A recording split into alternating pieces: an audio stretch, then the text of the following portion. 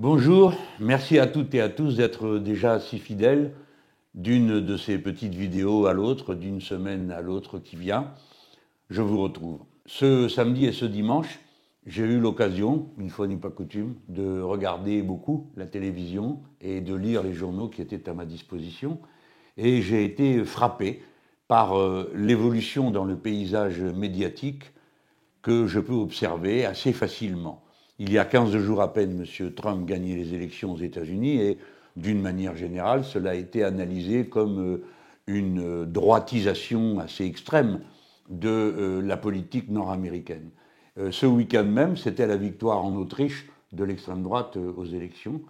Et par conséquent, on peut voir un peu partout que l'extrême droite marque des points, avance avec sa manière de penser le monde, les relations à l'intérieur des sociétés et d'une manière générale d'être installé dans une façon de regarder tout ce qui n'est pas soi comme un ennemi et de voir l'économie seulement comme l'occasion d'y faire beaucoup d'argent plutôt que de satisfaire les besoins qui sont ceux des populations. Mais pour revenir à la presse et ce qui m'intéressait, à ce que j'ai vu ce week-end, cette Trumpisation, elle se traduit par exemple par cette manière très spéciale qu'a M. Trump, ayant dans ses bagages M. Elon Musk, de modeler l'information, c'est-à-dire de prendre un fait et ensuite de le transformer en toute autre chose. Et je l'ai vu en particulier, puisque ça nous concernait, nous, les insoumis, directement, à propos d'une loi qui a été déposée par les députés insoumis, qui demandait que l'apologie du terrorisme, qui était autrefois un délit qui entrait dans le cadre de la loi sur la presse et qui est devenu un délit pénal, retourne dans la loi sur la presse. Tout ça est de la technique destinée à faire en sorte qu'on règle le problème qui a été posé par les institutions internationales comme l'ONU, par la Commission nationale des droits de l'homme en France et combien d'autres, disant que la transformation du délit d'apologie du terrorisme soit devenue une arme politique contre la liberté d'expression et conduise à mettre en prison, mettre en garde à vue, accabler d'amendes toutes sortes de gens qui ne font nullement l'apologie du terrorisme, mais expriment dans le cadre de la situation au Proche-Orient un point de vue différent du point de vue officiel qui est celui du gouvernement et d'une manière générale des gouvernements favorables à M. Netanyahou. Vous connaissez tout ça comme moi. Et puis, ce texte que mes camarades députés ont déposé il y a maintenant presque 5 semaines, tout d'un coup sort de la boîte et le vendredi soir, ce sont des groupuscules d'extrême droite qui font monter en tendance sur leur réseau, si bien que le lendemain, les chaînes de télévision en continu reprennent l'information, si on peut appeler ça une information, et petit à petit, en l'espace de même pas 48 heures, quelque chose qui part d'un groupuscule d'extrême droite se retrouve dans toute la presse, à toutes les matinales, toutes les soirées, sur le thème, progressivement, créant une confusion, évidemment pour nous salir, qui est de dire, ah ben voilà, ils veulent supprimer le délit d'apologie du terrorisme. Bon, vous savez que c'est pas vrai, c'est pas du tout ce qu'on a essayé de faire. Ce qu'on a voulu faire et ce qu'on veut faire, c'est ramener ce délit là où il doit être, dans le droit sur la presse. Et puis, comme nous avons dit que cela attentait à la liberté d'expression, comme je viens de le faire à l'instant, on a dit, ah bah, a dit ce sournois de M. Cazeneuve, que, eh bien, il considère que faire sa place à l'antisémitisme, c'est une expression libre. Vous voyez comment, progressivement, d'heure en heure, eh bien, nous devenions tous des criminels. Cette façon de faire, c'est typique de l'extrême droite, typique de la Trumpisation. On a l'impression que les médias français ont peur d'être en retrait par rapport à l'extrême droitisation de quoi? Juste de la superficie de cette société. La France n'est pas en profondeur travaillée par les idées extrême droite, même si celles-ci sont devenues très importantes. Mais on a l'impression qu'ils ont un complexe, qu'ils veulent en faire plus que les autres pour montrer à quel point ils sont actifs, diligents. Et surtout, concernant les insoumis, c'est une manière d'effacer le fait que la décision de la Cour pénale internationale nous a donné raison. Oui, M. Netanyahou fait dorénavant l'objet d'un mandat d'arrêt. C'est la justice internationale. Notre pays a signé cet accord et donc nous pouvons considérer que aussi bien le général Galland qui a mené les opérations que M. Netanyahou sont des criminels de guerre, comme cela a été dit par ce tribunal, qui également a un mandat d'arrêt contre un dirigeant du Hamas. Nous avions donc raison de nous en tenir à la position qui a été la nôtre depuis le début. Nous n'entrons pas dans un débat autre que celui-ci. Si des crimes de guerre sont commis, ils doivent être punis. Des crimes de guerre sont commis, ils doivent être punis. Et même c'est plus que des crimes de guerre maintenant, nous sommes dans un génocide. Donc on peut penser, c'est une façon d'effacer ce résultat, c'est une façon d'embrouiller la situation politique française. Mais j'ai été chagriné de voir le procédé, et puis aussi beaucoup de lâcheté, parce que aussitôt, dès que cette accusation a commencé à déferler, eh bien, il y a toutes sortes de gens qui, normalement, auraient dû dire « Mais attendez, ce que disent les Insoumis, nous l'avons dit, nous aussi, juste avant ».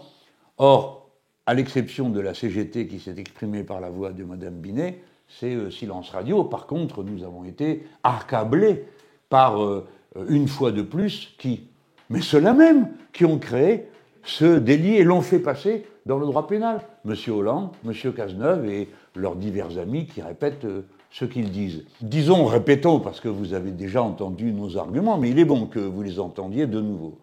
Nous avons demandé que ce délit revienne dans le droit de la presse et que ne soit plus permis ce qui est permis, les abus de toutes sortes qui sont permis par le passage dans le droit pénal. De quels abus parlons-nous, mes enfants? Comment se fait-il que si peu de commentateurs aient évoqué la situation qui résulte d'avoir fait passer dans le code pénal cette disposition? Est-ce que vous savez que de 1994 à 2014, moment où a été faite cette transposition, il y avait eu au total à peine une petite vingtaine de cas d'apologie du terrorisme. Et depuis, de 200 à 500 par an.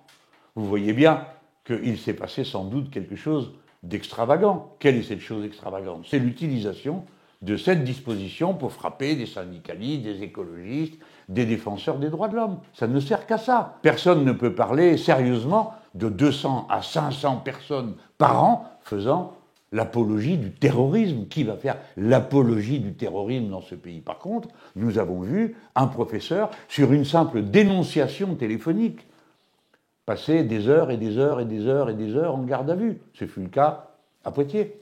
Nous avons vu un professeur d'université, parce qu'il avait cité un chiffre qui ne plaisait pas à je ne sais qui lui aussi a été mis en cause pour apologie du terrorisme, pour avoir dit, en utilisant le nombre de morts évalué par le journal Lancet à plus de 100 000, je crois, je ne me souviens plus exactement, être mis en cause pour apologie du terrorisme. Et combien d'autres cas de gens qui sont des écologistes, qui protestent contre tel ou tel aspect de la politique du gouvernement, que ce soit dans pour les méga-bassines ou que ce soit pour d'autres thèmes de cette nature dans lesquels il y a des militants écologistes, syndicalistes, insoumis qui sont là et qui participent à l'activité, qui ensuite peuvent se trouver traînés en garde à vue. Donc on est passé à 200 à 500 par an.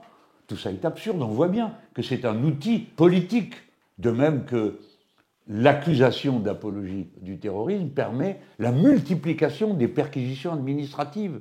Qu'est-ce que c'est une perquisition administrative? C'est une perquisition qui n'est pas décidée par un juge, mais qui est décidée par un policier. Tout ça est totalement hors du droit commun dans les nations démocratiques. Et nous sommes un pays qui, petit à petit, se voit instiller le poison du renoncement aux méthodes qui sont celles de la démocratie, aux droits et libertés. Voilà comment c'est fait. Tout ce que je viens de vous dire était, il y a encore quelques heures, totalement banal. La Commission nationale consultative des droits de l'homme de France, qui est présidée par Jean-Marie Burgu-Buru, disait il y a bien peu de temps, le 3 avril 2024, la chose suivante: il ne revient pas aux autorités judiciaires d'intervenir dans les débats en qualifiant d'apologie du terrorisme toute mise en perspective des attentats du 7 octobre dussent-elles choquer certains. Vous venez de m'entendre?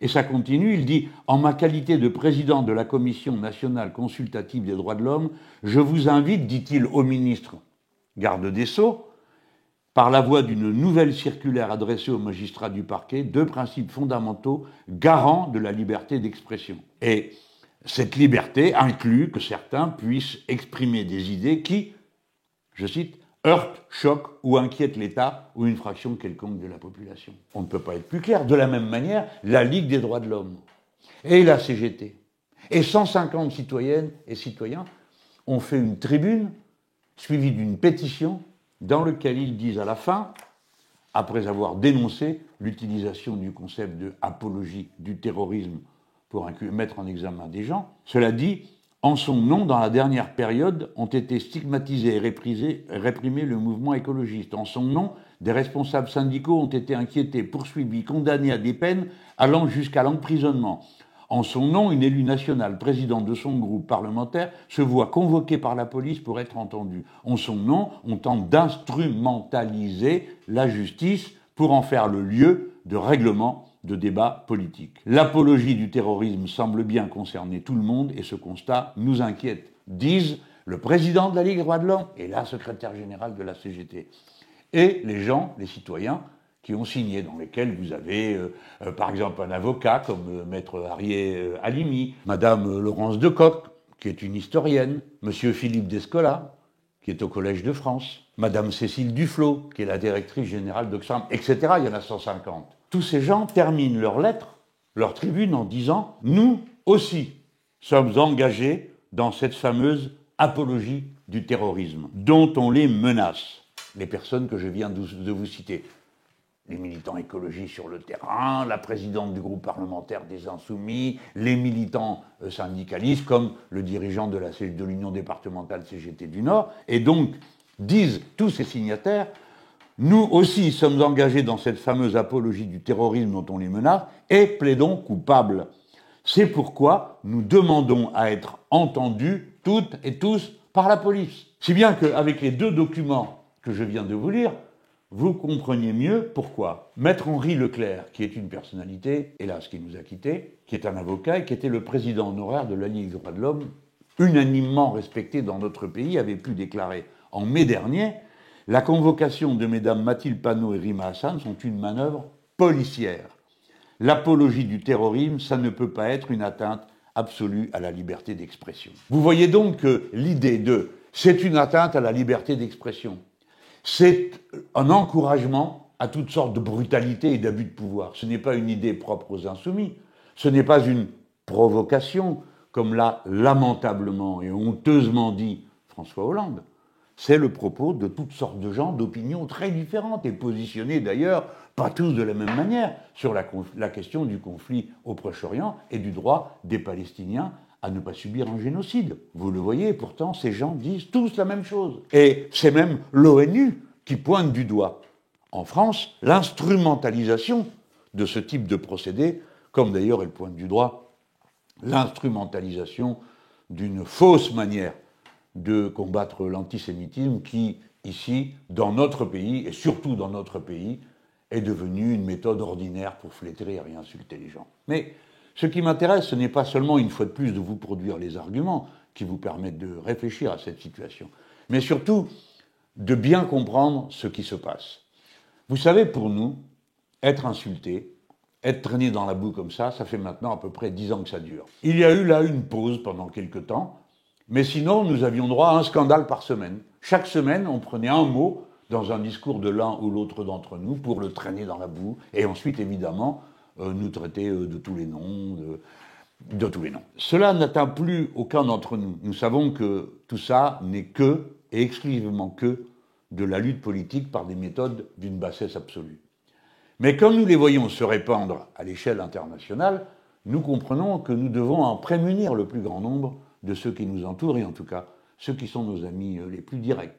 Donc vous avez bien compris. Le lecteur des journaux qui raconte ces bobards, qui ne font pas le lien avec les personnes que je viens de citer, pour montrer qu'elles disent la même chose que nous, alors même qu'elles ne sont pas des personnalités insoumises, et loin de là, pour un certain nombre d'entre elles. Eh bien, cette manière de faire, de mentir sciemment, délibérément, fait que, en gros, vous êtes vous, pas nous, nous sommes au courant, vous, pris pour des imbéciles.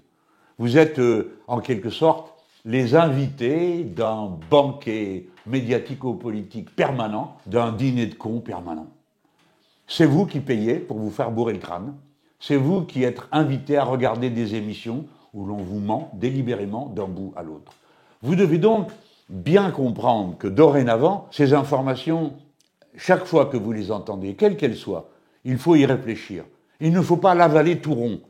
Il faut réfléchir, peser, sous-peser. À chaque fois qu'il s'agit de montrer du doigt des gens, parce que les gens qu'on montre du doigt sont parfois, je dis bien parfois, d'honnêtes personnes qui font tout simplement leur devoir. Et c'est ce que nous faisons. Nous sommes les défenseurs de la liberté. Nous sommes les défenseurs du droit à l'expression. Et c'est en vain que l'on nous accuse de vouloir utiliser cette liberté pour en faire un mauvais usage, comme on nous en accuse en ce moment. Et lorsque vous aurez bien compris cela, nous nous disons la chose suivante. Bien sûr, c'est désagréable d'être attaqué, mais chaque fois que l'un ou l'une d'entre vous comprend ce qui se passe, interprète correctement le signal faux qui lui est envoyé, alors vous faites un progrès de conscience, car vous comprenez que ce sont des menteurs et que leur métier est de mentir et qu'ils sont payés pour ça.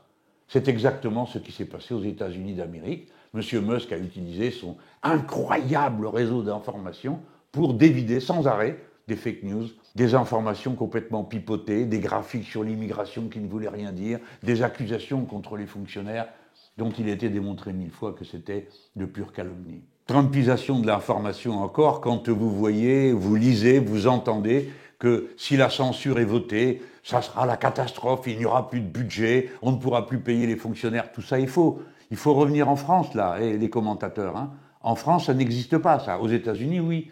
En France, si un budget n'est pas voté, l'année suivante, le budget de l'année précédente s'applique à l'identique, mois après mois. Ok ? Donc c'est ça la trumpisation. C'est créer des drames là où il n'y en a pas pour flétrir les autres, empêcher de penser. C'est contre cette ambiance pourrie que déjà je vous ai alerté. Parce que pendant qu'on fait ça, on ne parle pas des choses sérieuses. Vous vous rendez compte, pendant 2 jours, que dis-je ? 2 jours et encore les matinales du lundi matin qui a suivi ce week-end, on vous a harcelé avec ces insoumis qui font l'apologie du terrorisme. Et pendant ce temps, des événements d'une extrême gravité ont lieu qui nécessitent que les Français se ressaisissent. Nous avons un petit ministre des Affaires étrangères qui, depuis l'étranger, depuis l'extérieur de la France, annonce, mais qui est ce monsieur pour le faire, que non, il n'y a pas de ligne rouge, on enverra des troupes françaises au sol en Ukraine, et oui, l'Ukraine a le droit d'utiliser des tirs de longue portée sur la Russie, c'est-à-dire que cet homme, dont ce n'est pas la responsabilité, dont ce n'est pas le pouvoir, a décidé, à la place du président de la République, à la place de l'Assemblée nationale, de lancer un défi à la Russie, tout en traitant, bien sûr, comme ça se lit dans la presse, M. Poutine de fou. Si M. Poutine est aussi fou que vous le dites, alors vous devez réellement avoir peur de ce que vous êtes en train de déclencher, c'est-à-dire, Monsieur le ministre, c'est-à-dire Monsieur le Président de la République, une escalade. Et c'est exactement ce qui s'est produit. Les Ukrainiens ont reçu l'autorisation de M. Biden de tirer à longue portée en Russie. On comprend que les Ukrainiens le fassent puisqu'ils sont envahis. Mais ce qu'on ne peut pas comprendre, c'est que le président des États-Unis les y ait autorisés. Parce que ça, à coup sûr, les Ukrainiens allaient le faire. Et donc, à coup sûr, la Russie de M. Poutine allait répliquer. C'est ce qu'ils ont fait en tirant un missile dont la portée a été un signal. Cela signifie que nous sommes capables de tirer avec un outil qui d'habitude porte une charge nucléaire. Là, ça portait, heureusement, une charge classique. Mais vous voyez bien que c'est l'escalade. Alors, est-ce que vous vous rendez compte ? Nous pouvons être bientôt dans une guerre nucléaire en Europe. Vous faites partie des gens qui pensent que non, ça n'arrivera jamais. C'est l'attitude la plus stupide que de croire que non, les choses vont s'arranger toutes seules. qu'en même temps qu'on traite les gens de fous, ils vont se comporter comme des gens raisonnables. Non, nous sommes dans une escalade. Et une escalade dont tout le monde ferait bien de réfléchir à ce qu'elle signifie jusqu'au bout. Il y a eu un très bon documentaire, voyez-vous, pour une fois je vais faire un compliment à une chaîne d'information en continu, et vous trouverez le lien à la fin de cette vidéo, où l'on montre ce que serait une guerre nucléaire pour la France. Naturellement, ça ne peut pas être autre chose qu'un désastre, et je ne veux pas m'étendre sur la description de ce désastre. Mais ça fait du bien de se rendre compte de savoir de quoi on parle précisément. Donc oui, vous pouvez dire et répéter, nous faisons l'apologie de la paix. Nous ne voulons pas, nous les insoumis, d'une guerre avec les Russes. Nous ne sommes pas d'accord pour qu'on entre dans la logique de l'escalade. Nous ne sommes pas d'accord pour que les Français participent à cette escalade. Nous ne sommes pas d'accord pour qu'il y ait des troupes françaises au sol en Ukraine. Voilà les choses qui sont dites. Et nous ne sommes pas d'accord pour que la parole du président de la République sur des sujets aussi sérieux, aussi graves pour l'avenir de notre pays, soit portée d'une manière aussi désinvolte. Le président avait commencé par dire qu'il y aurait des interventions au sol, comme on dit, là-bas en Ukraine avec des soldats français. Très rapidement, devant le tollé que ça avait provoqué, Il avait dit non, mais ce seront des démineurs. Et voilà que le ministre des Affaires étrangères aujourd'hui parle de troupes de combat. Mais puisque je vous parle de démineurs, qui met des mines? Des mines antipersonnelles. Ce sont celles que les États-Unis d'Amérique fabriquent et vendent à l'Ukraine. Car naturellement, rien n'est gratuit dans cette affaire. Les États-Unis n'ont pas signé la Convention contre l'usage des mines antipersonnelles. Et par conséquent, il y aura dorénavant des mines antipersonnelles en Ukraine, sur le sol de l'Europe. Et on va trouver ça normal. On va trouver ça, acceptable. Alors même qu'un jour ou l'autre, va bien falloir se mettre à reconstruire ce pays, qui ne mérite pas d'avoir des étendues pareilles, remplies de mines antipersonnelles. Vous voyez comment l'escalade se construit jour après jour après jour. Et bon, je n'en ai pas le temps ici, mais le missile qui a été tiré par les Russes, s'il a été tiré, c'est parce que les États-Unis d'Amérique, il y a de cela à peu près 10 ans, sont entrés dans un cycle dans lequel tous les traités qui avaient été conclus avec l'Union soviétique, et notamment les traités de surveillance mutuelle sur cette question des missiles et des antimissiles, ont été, l'un après l'autre, abandonnés par les États-Unis d'Amérique, redéclenchant l'escalade dans laquelle on est. Autrefois, il était interdit de tirer à plus de 500 km. À partir de 500 à 5000 km, pas question. Cela voulait dire qu'on s'interdisait un certain nombre d'interventions armées et un certain nombre de formes de tir. Voilà dans quoi nous sommes. Je demande qu'on y réfléchisse, notamment parce que d'une manière ou d'une autre, entre maintenant et au moins le mois de juin prochain, il y aura à nouveau des élections dans notre pays. Et ce sera le moment aussi pour chacun de se demander de quel côté de la barricade il est, du côté de la paix ou du côté de la guerre. Tous ceux qui disent si tu veux la paix, prépare la guerre, ne vous disent qu'une chose, ils préparent la guerre. Quant à moi, je vous dis, c'est la paix qu'il faut préparer. C'est la paix parce que nous avons des problèmes d'une urgence totale à régler. À l'instant vient de se terminer la COP29, c'est un échec total. Ça se termine en eau de boudin. Ce qui a été décidé au rien, c'est pareil. L'argent qui a été collecté est notoirement insuffisant. Une partie des pays du Sud ont quitté cette conférence avant même qu'elle ait terminé. Si bien qu'on voit le monde de plus en plus se diviser entre les puissances, certaines du Nord, qui sont les plus importantes, qui produisent le plus, qui polluent le plus, et tout le reste du monde, où se trouve l'essentiel de l'humanité, et qui en a marre de payer les conséquences du changement climatique provoqué par l'activité de ces pays, et à qui on n'offre aucun moyen de compensation, aucun moyen de survie, car bien sûr, l'augmentation de la température va faire disparaître certains de ces pays, et notamment les îles. Nous avons des sujets aussi importants, par exemple, que celui sur lequel, en tout cas personnellement, j'ai lancé l'alerte à plusieurs reprises. Oh, ça a l'air de rien vu de loin. Ce fameux sujet, c'est la grippe aviaire. Les poules, les canards, les dindons, malades d'un virus qui se passe de l'un à l'autre. Et depuis le début, nous en sommes en France à la 6e épidémie. Nous ne cessons, nous les insoumis, de dire il faut prendre des mesures, ça va mal tourner, le virus va muter. Ça s'appelle une zoonose, c'est-à-dire des virus qui se passent entre les animaux d'une espèce, mutent et tout d'un coup peuvent passer à l'homme. Et quand ils passent à l'être humain comme espèce, eh bien alors, il n'y a même plus besoin de contact avec les volatiles pour attraper la maladie. Et là, pour la première fois, on a la preuve qu'une personne, il s'agit d'un enfant, a attrapé le virus de la grippe aviaire. Autrement dit, le virus a franchi la frontière des espèces. Alors ne croyez pas que ce soit une petite affaire, car voyez-vous, la volaille, c'est l'oiseau le plus nombreux sur cette planète.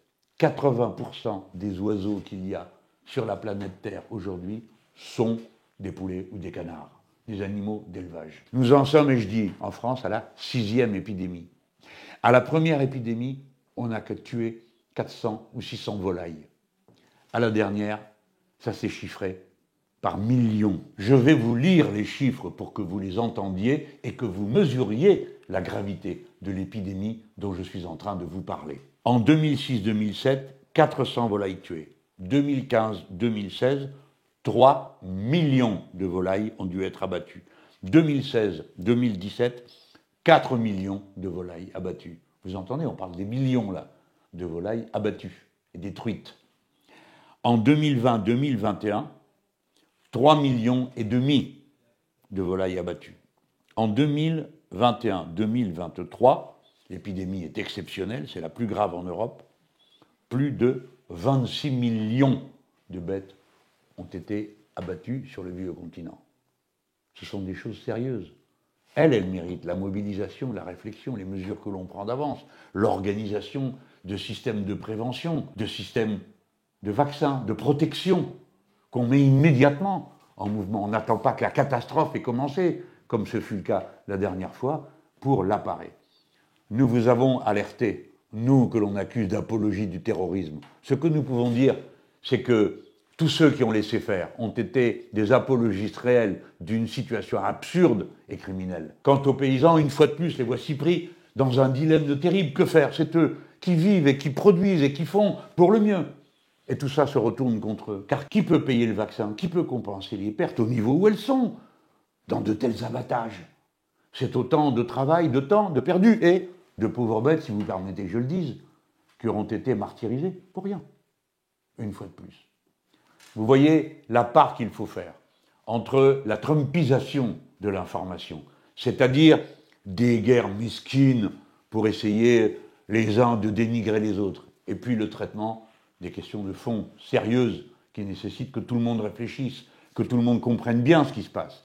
Si vous êtes menacé d'une guerre nucléaire, si vous êtes menacé d'une zoonose, évidemment vous pouvez vous prendre la tête dans les mains et vous mettre à pleurer ou aller vous pendre, ou bien vous pouvez prendre des dispositions, avoir des décisions, poser des actes qui permettent de redresser la situation, de la contrôler de nouveau. Voilà ce qu'il faut faire. C'est à ça que sert la politique. La politique, c'est la vie commune. Ce n'est pas ces batailles abjectes que déclenchent quelques-uns contre les autres, pensant qu'ils vont en tirer un avantage électoral. Moi, je suis certain qu'ils n'en tireront aucun avantage. Ils ont tort de prendre le peuple français pour un ramassis d'imbéciles qui ne comprend pas ce qu'on lui dit ou qui ne comprend pas la réalité des situations. Ce n'est pas vrai. Ce que j'ai vu toute cette semaine, à travers toutes les réunions qu'ont organisées nos amis sur le territoire, c'est un grand appétit d'information, de compréhension. Dans la semaine qui vient, là, devant nous, va arriver la niche parlementaire des Insoumis. Vous allez voir à nouveau comment on va se mettre en place contre nous un tir de barrage au moment où quoi? Que faisons-nous? Nous défendons le droit des gens à vivre une vie décente, c'est-à-dire à avoir des revenus décents. Nous défendons le fait que certains, étant mieux dotés que d'autres en matière de fortune, doivent faire plus que ceux qui ont le moins. Nous allons défendre donc l'abrogation de la retraite à 64 ans. Nous allons défendre le salaire maximum pour qu'il n'y ait pas les uns ont tout et les autres ont rien. Et que chaque fois que l'un améliore sa position, il faut mécaniquement qu'il améliore la position de celui qui a le moins. Voilà ce que nous allons faire. Voilà qui nous sommes. Voilà pourquoi, peut-être, nous déchaînons contre nous une haine dont il faut dire le nom. C'est ce qu'autrefois on appelait la haine de classe, c'est-à-dire les uns qui ont tout n'ont pas du tout l'intention de céder quoi que ce soit à ceux qui n'ont rien ou très peu. Mais quand je dis rien ou très peu, je n'exagère pas. Car oui, ce qui se développe de manière constante, en même temps que la richesse s'accumule à un bout de la société, c'est la pauvreté. Partout, partout, partout. Des gens qui ne mangent plus à leur faim, ou qui se privent pour leurs enfants, lesquels sont eux-mêmes privés, etc., etc. Comprenez-le bien, ce pays ne peut pas développer sa force, sa capacité, sa puissance à produire du bien pour tous s'il est aussi maltraité dans les catégories sociales qui font tout le travail. Bon, vous n'êtes pas surpris d'un tel discours, mais ce qui est important, c'est qu'il y ait des gens qui restent fidèles à ce discours et qui se battent pour qu'il devienne une réalité.